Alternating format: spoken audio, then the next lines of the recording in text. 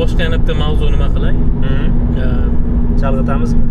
Ya, chalg'itish emas, orada qo'yamiz. Masalan, juda ko'p veterinar bor, Farruh aka, Germaniyada. Men ham hozir 2 oy bo'lgan bo'lsa, chiqib kelgunimcha men ham oddiy nimada ishlab yurardim. Katta fermada, sut sog'imda yoki buzoqlarga qarash, ba'zida sun'iy urug'lantirish kabi masalalar bo'lardi, lekin veterinar bo'lib ishlash menga kech yetib kelgan. 3 yildan oshib keyin chiqishga qaror qilib, yana tilni mustahkamlab vaqt olgan. Men bilmasdimki bunaqa osonligini oldin. Shu hali shtatlarda ishlab yurgan bolalar bo'lsa, veterinarlar bo'lsa, nima maslahat berardingiz? Tezroq chiqish kerakmi yoki hozir ishlab yurgan davrida nimani o'rganish kerak toki 1-2 yilda veterinariyani o'ziga chiqsa zo'r asqotadi. Shu narsalarni siz gapirib o'tsangiz. Mavzuda demak, bunday qo'yish mumkin ekan, qo'ysangiz bo'lar ekan. Germaniyada qanday vetvrach bo'lib ishlash mumkin? Yoki nimalar talab qilinadi? Xo'sh, birinchi o'rinda til sertifikat kerak bo'ladi. Tilsiz ishga olinmaydi. Sababi biz meditsina, bu yerda doktorlarda uroveni katta bo'ladi. Bir narsani tushunmasa doktordan so'raydi. Ko'zingiz buni ko'rib kelyapsiz. Bizdan so'raydi. Bizga u uchun ilm bor, lekin til yo'q. Uni tushuntirib bera olishimiz kerak. Agar tushunmasa bizni chaqirmaydi, bizda kilit yo'q. Mana shundan kelib chiqib, til bilish majburan qilib qo'yilgan. B2 talab qilinadi, B1 ham bo'lmaydi. B2 nemis tili sertifikati bo'lishi kerak. Ikkinchisi ilm bo'lish kerak. O'zbekistonda ham o'qigan bo'lish kerak. Diplom bo'lish kerak. O'zbekiston diplom bilan ishlash mumkin. Bu yerga kelib o'qishingiz shart emas. Bu yerga o'qishi qiyin va 5,5 yil o'qish kerak bo'ladi.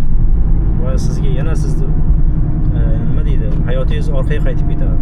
O'qimasdan turib O'zbekiston diplom bilan ishlasa bo'ladi. Buni hozir ko'pchilik biladi. Endi O'zbekistonda veterinariyani bitirgan va Germaniyada hali qishloq xo'jalikda ishlab yurganlar uchun edi savol. Demak, diplom bor ularda. Til juda muhim.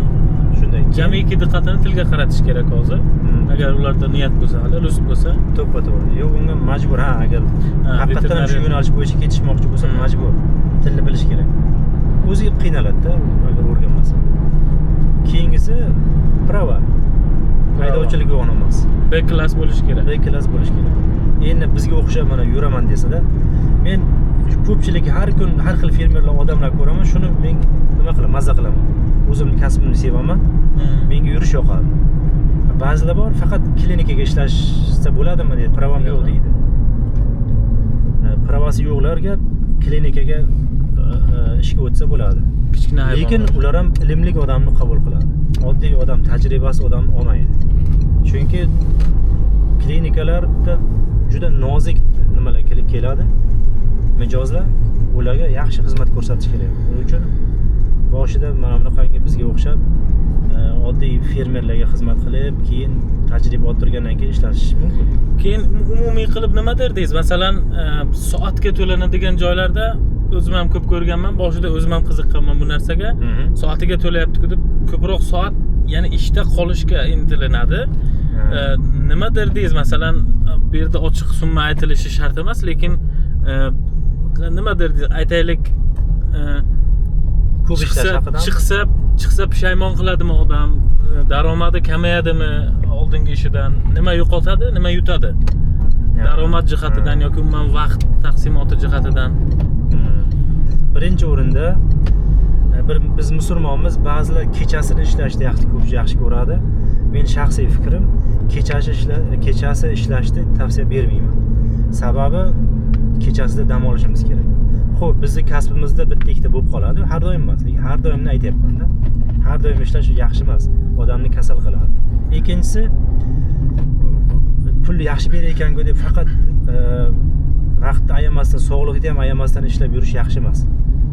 Yaxshi korxonalar ishchisini buni ishlatmaydi o'zi.